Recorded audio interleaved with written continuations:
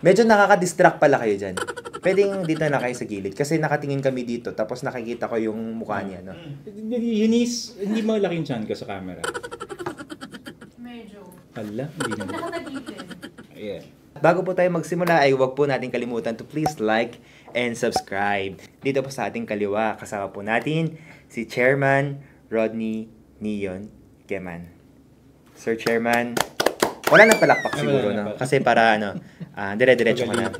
Matutunghayan po natin ang dalawang kwento po ng ating OFW at kung ano naman po kaya kung masaya ba sila sa kanilang buhay dito sa Korea. So dito po sa ating kaliwa ay kasama po natin si Chairman Rodney Neon Keman. Magandang gabi po, sir. Magandang gabi po. Good evening po sa ating mga viewers. Hello po. Ako po si Rodney Keman or mas kilala sa Chairman Neon. Bakit po Chairman ang tawag po sa inyo dito sa South Korea? Nakilala na ako sa Chairman kasi nung time na EPS pa ako, 2013, inasigned ako ng FEWA na organization ng mga Filipino EPS workers. So, inassign nila ako bilang chairman na hawakan yung newsletter dito sa South Korea na which is Sulya Pinoy way back 2013. Nagpa-publish kami ng newsletter. Hanggang sa mag-resign na ako noon after 3 years ko na hinawakan yon. Pero chairman pa rin yung tawag nila sa akin. So, ibig sabihin parang simula ng tinawag ka nila bilang chairman, nakasanayan na ng mga kababayan natin dito na yes. Nakasanayan na. Yes, so, parang naging branding name na rin natin siya dito, no? Na mas kinikilala po tayo dito bilang Chairman Neon. Yes, exactly. Okay, marami pong salamat, Chairman. At dito po sa ating kanan ay kasama po natin si Sir Tay or Lester Javier or mas kilalang Kimchilan in Pinoy. Sorry. Pinoy in Kimchilan. Okay, pasensya na po, sir. Thank you for inviting me dito sa iyong first broadcast. Okay. Nax, ng iyong Chotox. Nax Chotox. Parang Botox. Parang Botox, diba? Pero, ano po ba yung tawag ko sa inyo? Pinoyland? Ay, di ba Tay Samchon? Tay Samchon. Okay, Samchon na lang, no? So, Samchon, actually, ako po talaga yung dapat magpasalamat sa inyo. Kasi alam niyo po ba si Samchon, galing pa po ng ibang daigdig. Ibang lugar, napakalayo po dito sa atin. Kung nasan po ngayon dito sa Incheon. Thank you so much for coming all the way from Goje City. Okay, thank you so much. Samchon, matanong lang po natin bakit po Samchon ang tawag po sa inyo ng mga kasama natin. Hindi, originally gusto ko talaga itawag nila Opa. Kasi di ba nakikita naman sa itsura. No! Parang opakan. Ay, charot. Ang dami nagwala. Nagbasag ng bote. Kaya sige, sinabi ko, Samchon na lang. Samchon po ay hindi, biro lang po. Samchon po ay ibig sabihin tito. Ayan, yan po ang naangkop sa aking edad na 32. Kaya po, ayan, Samchon po ang tawag sa ng mga Pinoy dito sa Korea sa akin. Opo. So, thank you so much. Ang dami po nila nag-react nung sinabi kong 32. Tanongin muna po natin yung ating magkabilaan kung ilang taon na po tayo sa Korea. Ako, 17 years na dito sa 17 years. Korea. 2006 ako nung unang pumasok dito sa South Korea bilang EPS. Bilang EPS. Si Samchon naman po. Ako po, more or less 20 years na kasi dumating po ako dito, year 2000. So marami po sa inyo ay hindi pa pinapanganak ng panahon yun o kakapanganak lang. Pero naglalabas-masok po ako sa Korea. Ayun po, kaya po around 20 years lang. Samchon, bakit labas-pasok ka? Kasi masarap po yun yung bumabalik-balik ka sa Pinas. At na-enjoy mo rin yung feeling ng mga kaibigan. May binabalikan ka sa Pilipinas? Nung panahon yun. Yung panahon na yun? Ngayon siguro, dito na ako hanggang... Okay. So, thank you so much. So, mas pumasok po tayo dun sa mas exciting part na talagang interesado po yung ating mga madador. Yes. So, sa tagal po natin doon sa paninirahan dito sa Korea, ano po ang masasabi ninyo? Masaya po ba? At mare-recommend nyo po ba sa inyong mga kasama, pamilya, na sila rin po ay mag-Korea? For me, I'm not saying na 100% na masaya. Siguro 80% mga ganon. Masaya dahil bilang OFW dito sa South Korea, nakapag-provide ako ng para sa pamilya ko. Pamilya nyo. Naibigay ko yung mga pangailangan nila in any matters. Pero may mga time pa rin na medyo hindi rin masaya siguro may mga hindi naman talaga natin maiiwasan yung mga trials and nandito sa yung buhay natin dito sa South Korea. So, marirecommend ko din sa family ko na or sa mga friends ko or sa mga relatives ko na bakit hindi i-try yung South Korea. Pero kung may chance naman talaga na magandang oportunidad sa Pilipinas, mas okay na rin yun. Sa Pilipinas na sila magtrabaho. Yes, sa Pilipinas. Ibig sabihin no, na kung meron silang magandang opportunity sa Pilipinas, doon na lang sila, at kung mas gusto pa po nila ng mas magandang buhay, ay pwede rin po nila piliin. What about si Samchon? Kasi mas matagal si Samchon. At ano mas matanda si Chairman? Mas matagal lang siya, pero mas matanda siya. On the record yan. So, sa tagal po natin dito sa Korea, ano po ba yung masasabi po ninyo? Masaya po ba kayo? Kontento po ba kayo? It depends kung saan natin i-measure na standard against yung question, no, yung happiness natin. Ibig ko sabihin, kung ang pagbabasihan simpleng, ang bilis ng internet dito sa Korea, may 4 seasons, pagkain, malapit ka sa mga K-pop celebrities, you get to watch all this entertainment superstars na parang pwede mo mapanood. Nasa tabi mo na. Exactly. Makatabi lang natin si Son Seung-nim, di ba? Napakalaking privilege na.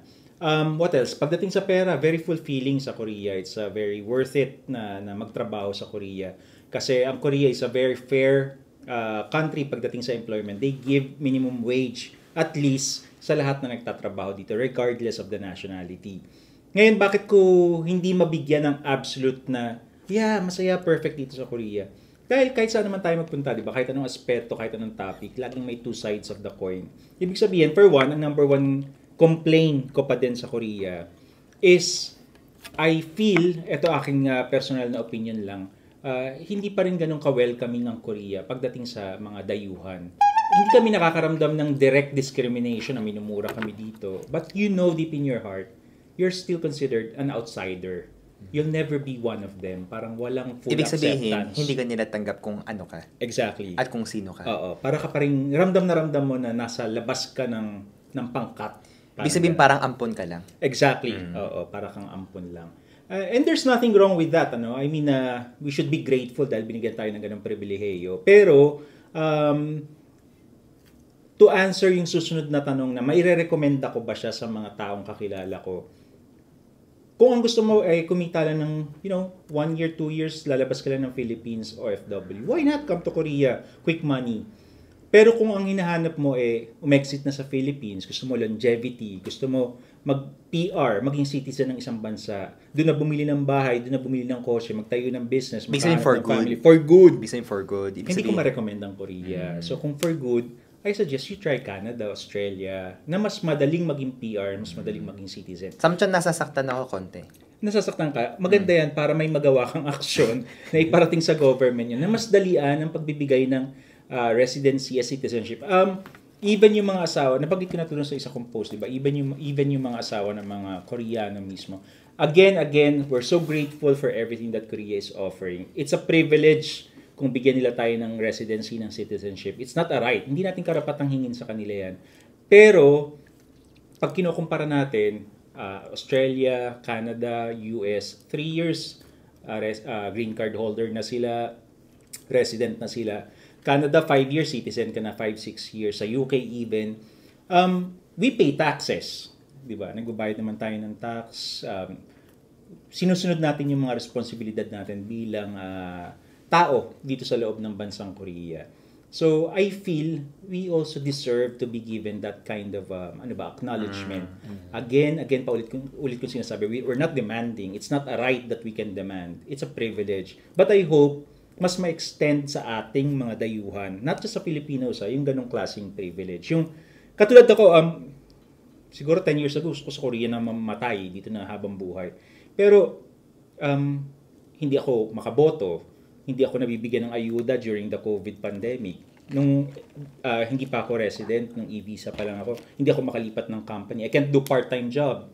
No, hindi ako makapagtrabaho sa gabi. Minsan gusto ko mag-part-time turo-turo, tutor-tutor. Hindi mo pwedeng gawin yun. So, these little things, but I know Korean government is doing something about it para ma-improve, magkaroon ng pagbabago. Pero yan yung, kung right now may magtatanong sa akin, Samchon, will you recommend na sa Korea ako? Kung gusto mong 1 year, 2 years kumita, why not? Pero kung gusto mong habang buhay lumabas na ng Philippines, sa Australia, Canada, US even, ka na lang magpunta New Zealand even. Ayun. Pero kung dito, ang mangyayari sa'yo, parang 3, 5 years, at most 10 years for now, ang ending, babalik ka sa Pilipinas. Ibig sabihin, Samchon, dito sa Korea, pwede ka pansamantala. Exactly. Pero kung pamatagalan pa ang usapan dito, o kaya naman for good, ang kanilang pamumuhay, ibig sabihin, mas recommend mo ang US o yung mga ibang bansa. Kasi hindi ko maiwasang mai-compare ha. For example, yung mga kasabayan ko, mga kabatch ko, na dati nagpunta rito sa Korea, sabay-sabay kami nagpunta. And then a lot of them already moved to other countries. Nasa US, UK, Sila may citizen Norway. na. Sila may bahay na, citizen na, nakapagtayo na ng pamilya, nagpapaaral na ng mga anak sa mga eskwela nila doon sa mga bansang yun. Tapos ikaw, Dito mula wala. noon hanggang ngayon, parehas pa rin. Nakakalungkot, di ba?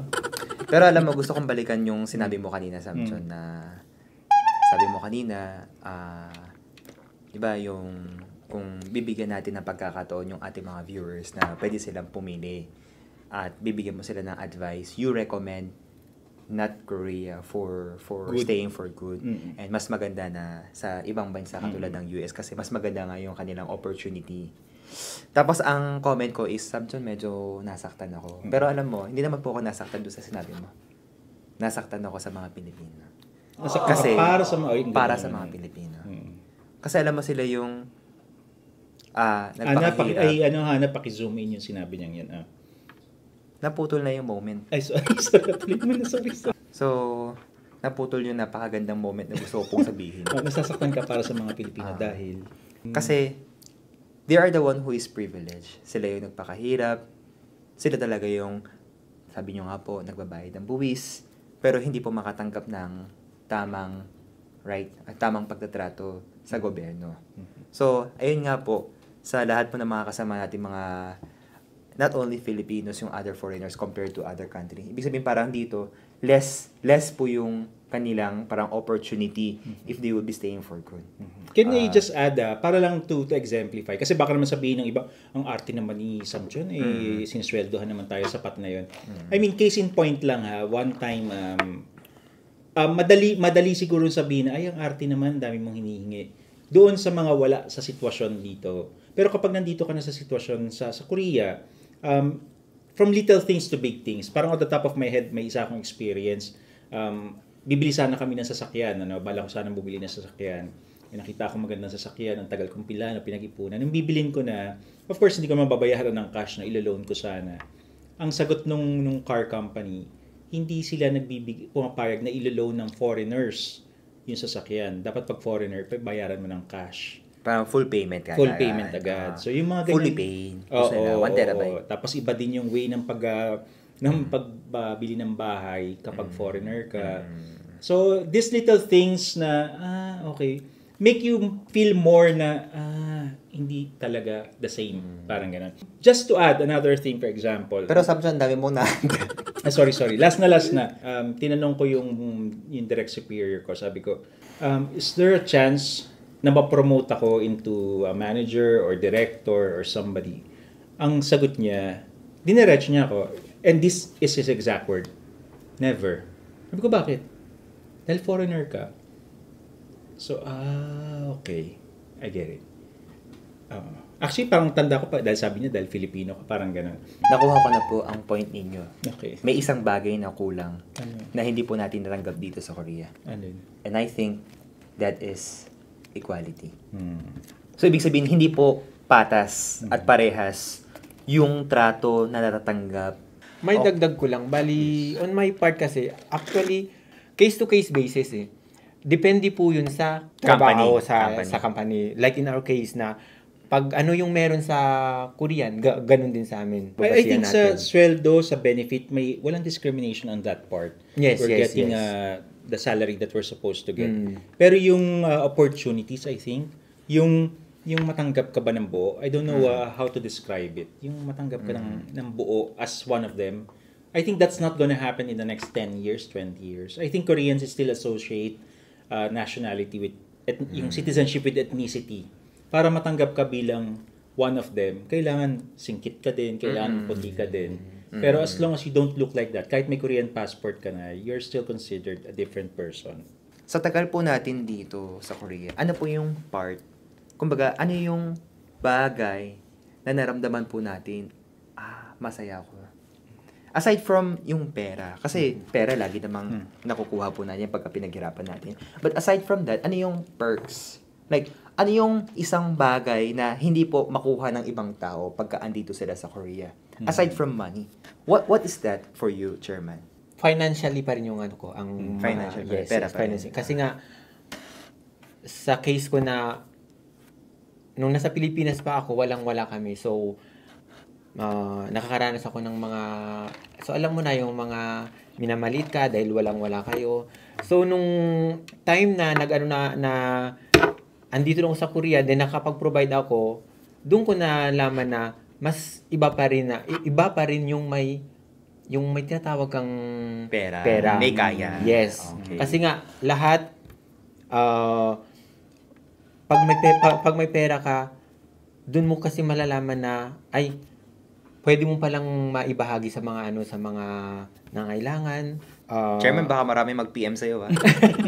Hindi naman sa bigay lang ako ng bigay. So, kung ano lang ang kaya kong maibigay at hangga't may maibibigay ako, gusto kong maibigay sa kanila. Balance naman siya, no? Yes, balance naman talaga siya. Balance naman talaga siya. Hindi lang kasi pwede na, sige, bigay ka lang ng bigay. Yes. Kailangan balansin mo rin na, ay, tama ba to yung ibinibigay mo?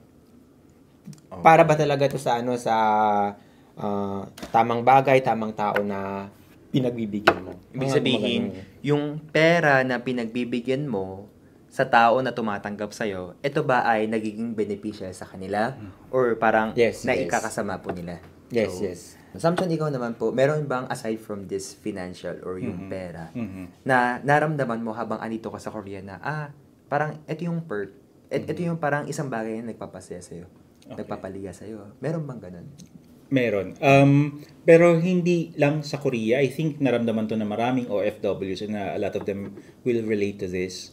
Yung mga nagdadalawang isip mag-try mag-abroad, just do it. Go for it. Alam mo, yung independence. Before, kinikilabutan ko pag naiisip ko yan. Before ako pumunta rito sa Korea, ang duwag ko. Even yung kumain mag-isa, hindi ko ma-imagine. Parang, naaawa ako sa sarili ko na kakain ako mag-isa. Parang dapat lagi ako may kasama. Hindi ko ma-imagine na titira ako sa bahay na mag-isa. Hindi ko ma-imagine na magpapasko ako na mag-isa. But ngayon, I get to enjoy it. I get to enjoy everything. And I get to enjoy doing things on my own. So yung ganong klaseng growth, yung natuto ka on your own. Pumunta ako rito, mahihiyain ako, kimi ako. Pag nakakita ako ng foreigner, ng puti, especially ng mga puti, takot na takot ako, nanginginig ako mag-usap. But now, I'm so confident in talking to everyone I know. Ayun, tingin ko yun yung number one perk, number one benefit of working abroad. Yung independence, yung tatapang, kaya yabang ka, and mas tataas yung kumpiyansa mo sa sarili mo.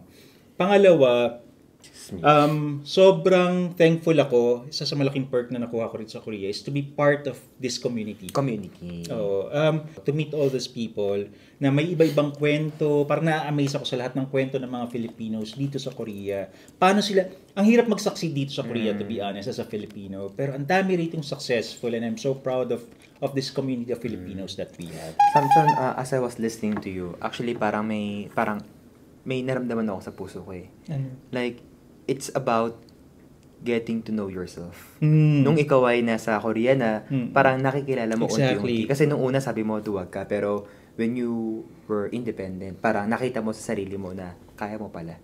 And then, habang tumatagal, doon, nakikita mo yung sarili mo na mas nagiging masaya ka sa community. So, parang as the time passed by, parang mas nakikilala mo yung sa sarili mo na kung sino ka talaga. So, I think, being an OFW is naipapakita mo yung katapagan mo. May ganung term. Katatagan. May katatagan, yung katapangan, at saka yung pagiging independent sa kabilang banda. Ano naman po yung bagay na, ito yung parang naging worst. Ito yung parang pinaka naging malungkot. Can I have the answer? Kasi nauna na ako kanina kay Chairman. Unahin naman po natin si Samson. Ang controversial ng mga banat ko na, pero ang pinaka masakit para sa akin that I realized living here in Korea, sorry guys dun sa mga Filipinos na nanonood, especially sa mga Filipinos in Philippines kasi baka ma-hurt ng konti. I realize we're second-class citizens, to be honest. We're not respected. Sabi ng isa kong kasamahan, and hindi lang isa, parang general notion to, tinanong ko yung mga kasamahan ko, sabi ko, kapag binanggit sa'yo ang Filipino, and I want an honest answer, anong naiisip mo? Sabi ng isa, nakikita niya raw yung mga Filipinos pag weekend sa Pusan, sa Nampodong. Ang naisip niya raw, day off. Sabi naman ng isang kasamahan ko, anong tingin mo sa mga Filipinos? Sabi niya, so, huwag magagalit sa akin pero to be honest, ang tingin ko mababa. Okay. And I realize that's so true. Hindi kami minumura, inaaway dito, hindi kami sinasaktan. They respect us, they treat us well. Pero ramdam namin na mababa ang tingin sa atin, sa mga Pilipino at sa Pilipinas. And so, do you think that is the truth? And that is the reality? Of course, hindi natin alam kung saang ruler mo i-measure yung reality na yun. Kung i-measure ko sa entertainment, sasabihin ko, mas magaling tayo sa entertainment field, ang mga Filipinos, mas magaling kumanta ang mga Filipinos. Pero, generally, I mean, with what happened recently sa NAIA, nakita ng mga kasamahan ko yan sa office, nakatungo lang ako, hindi natin masagot na, hindi totoo yan. Hindi, nakakahiya yung nangyaring yung lumunok ng pera, di ba? Just a few years ago, yung Lagagbala incident, all these things happening, nakakahiya sa pagiging Pilipino natin. Ibig ko lang sabihin, kasi nung dumating ako dito, mayabang ako eh. Pinoy pride. Philippines is the best. Filipinos are the best. Lagi akong ganyan. Pero as time passed by, ang dami ko na-meet na ibang lahi plus mga Koreans nga, na-realize ko, wala pala tayong binatbat. Wala tayong masyadong maipagmalaki. Hindi natin kayang lumibel sa international playing field, parang gano'n. Samchan, actually ako rin, kung to be true, kung prangkahan, walang plastikan, mahal ko naman yung Pilipinas, pati yung mga Pilipino, at saka Pilipina na rin. Pero, in my own point of view, mababa ang Pilipinas. Hindi po dahil sa minamalit, kundi maraming mga talento, maraming mga kayamanan, maraming mga magagandang bagay sa Pilipinas, pero hindi po nakikilala. Na nasasayang, parang gano'n. Yes. Hindi naman So, kumbaga, sabihin natin yung mga tao, they're very talented. Pero, they are lack of opportunity para maipakita yung talento nila. Exactly. For example, maraming kayamanan, pero hindi po siya nadidiscover, hindi po siya nagagamit. Maraming mga matatalino, maraming mga magandang bagay, hindi po nagagamit sa tamang paraan. So, I would say talagang may konting pagkababa po yung tingin ng mga ibang lahi sa ating Pilipino. Okay. What about you, Chairman? Matagal na rin ako nagka-counseling sa mga kapwa dito na Pilipino sa South Korea. Araw-araw may nare-receive akong mga messages ng mga hinaing ng mga kababayan natin. Yung pinaka-worst, yung ano ko talaga na-experience ko dito ay yung minamaliit yung ating mga kababayan ng mga Koreans. Kasi every time na may sumbong yung mga kapwa natin na, sir, bali ganito po yung amo namin, sinisagawan kami, minsan sinasaktan kami. So, doon ko pinapasok yung counseling na ginagawa ko na para lang ma-uplift sila sa kanilang ano. Kasi mostly, marami na rin mga kababayan tayong na nadidistress dahil nga sa working conditions, not only sa working conditions, pati na rin sa relation nila sa sa kanilang employer. Kasi nga may mga employers din talaga na hindi rin pantay yung trato nila sa Korean tsaka sa mga foreigners. Lalong-lalo na pag sa mga Pilipino. Nakakasakit para sa akin yung nagsusumbong sila, naglalabas sila ng hinaing sa akin. Dala-dala ko yun yung ano na sana may maibigay akong tulong sa kanila, pero but more counseling lang kasi talaga yung ano ko, yung pwede kong yan sa kanila. At the same time, inilalapit ko na rin sa kanila sa mga institution dito, like for example sa mga migrant centers sa ating embassy, so that para ma-resolve yung kanilang mga problema dito. Meron po tayong kasabihan na the truth hurts. Actually, tama po talaga siya. Kung ano po talaga yung mga katotohanan, yun po talaga yung parang tumatapal talaga sa ating kinakaharap ng mga sitwasyon ngayong panahon po natin. Anyway, thank you. Thank you so much for sharing your experience, your insights. Pero bago po tayo magtapos, ay pwede po ba kayong magbahagi ng inyong mga mensahe para po sa ating mga manonood o kaya naman sa mga inspiring and aspiring na gustong pumunta dito sa Korea?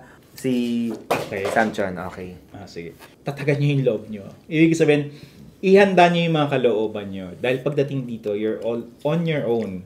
I mean, darating yung mga gabing naiiyak ka nang walang dahilan. Lalo na pag winter, darating yung mga gabing gusto mo lang ng kayakap pero wala kang makayakap. Darating yung mga gabing gusto mong may makausap pero tulog na sila sa Pilipinas. Darating yung mga araw na nakikita mo nagpa-party yung mga kaibigan mo, may reunion sila, nasa SM sila. Kumakain ng Jollibee, visit ako sa mga kumakain ng Jollibee dahil ingit na ingit ako. Ibig Kumakain sabihin, ng ube. Samchon, darating pala ihanda, yung oo. panahon na kailangan mo siya pero wala siya. Ayan. Kakasabi mo lang, Sus Marioso. Kaya not just in Korea, I think yung advice na yun is para sa mga balak mag-abroad. Kailangan prayers and tatagan nyo dahil mahirap mag-abroad. Tsaka isa pa, kailangan stick lang tayo sa ating goals. Kung ano yung plan nyo sa buhay na nasa Pilipinas kayo, bago pumunta sa Korea, kailangan stick po talaga kayo doon na kailangan ma-meet ko yung itong pangarap ko. Focus na lang sa goal. Focus lang sa goal. Ibig sabihin, focus lang sa'yo. Kasi ikaw yung goal nila. Yes, another one thing is kailangan keep study hard. Kailangan talaga yun kasi once na hindi kayo makakapasa, once na hindi kayo nag-aaral, malabong makakapasa kayo sa exam. Kasi isa po yun sa mga requirements talaga na makapasok dito sa South Korea. Another one thing yung mga nasa dito sa Korea yung mga kapwa ko OFW na sana kahit andito po tayo, yes. I also recommend na mag-aral pa din ng Korea. Mapabago man o matagal ka na dito. Kasi nga never stop learning. I'm not saying never stop learning. Basta yung makakuha ka lang ng yung makuha mo lang yung kaluban ng mga ng mga Koreans. Kasi once na magaling ka mag-Korean, mas madali mo naman yung kaluban ng mga Koreano eh. So yun po yung maipapayo ko. And then at the same time, dasal lang po tayo lagi tsaka mag-ipon. Kasi hindi po tayo habang buhay sabi. Yun po talagang pinag-importante. Sa mga chingo, mag-ipon hindi mag-iPhone. Thank you so much sa lahat po ng ating mga nakisabay hanggang sa oras po na ito. And thank you so much kay Kim Chilan, kay Kuya Tay, Samchon, dito sa kasama po natin. And syempre kay Chairman po ng bayan, Chairman po ng ating mga kababayan dito po sa South Korea. Thank you so much for these wonderful talks and abangan niyo po ang ating susunod na kabanata. Thank you so much, Chairman. Thank you. Chairman. Thank you so much, Samchon. Hanggang dito na po at see you next time. Kamsahamnida. Kamsahamnida. Yung naman sinabi, follow na. Parang promote naman yung okay, naman. Balikan po natin. So, nakalimutan ko po. So, Chairman, baka gusto mong i-share yung mga plataforma mo, yung mga social media mo sa ating mga kababayan. Unang-una, paki-follow po yung like and follow my page When in Korea, tsaka Chairman niyo ng Sokor. Sa mga kababayan ko dito sa South Korea, patuloy po akong at handa po akong tutulong sa inyo sa abot na aking mga kaya. Yun lang po. Wala pang election pero parang tatakot na. Kasi tinanong mo naman plataforma Subok na. Okay. Ang aking pong plataforma, ipapaayos natin ang lahat ng bakubakong kalsada. Okay naman si Samchon, baka gusto mo rin i-share sa'yo yung Samchon. Yes, pakipollow po yung page ko, Pinakagwapo sa Korea, sa Facebook. Walang nag-react. Pinoy Kim Chilan po yung totoong pangalan ng page. Pinoy Kim Chilan na GGSS po. Ayan, pakipollow po ako sa YouTube, Facebook, at Instagram. Ayan. At doon po ay nagbibigay tayo ng mga updates tungkol sa buhay namin mga Pinoy dito sa Korea. Akala ko Gcash. Pwede din, minsan, nakaabang lang yan dyan. Okay.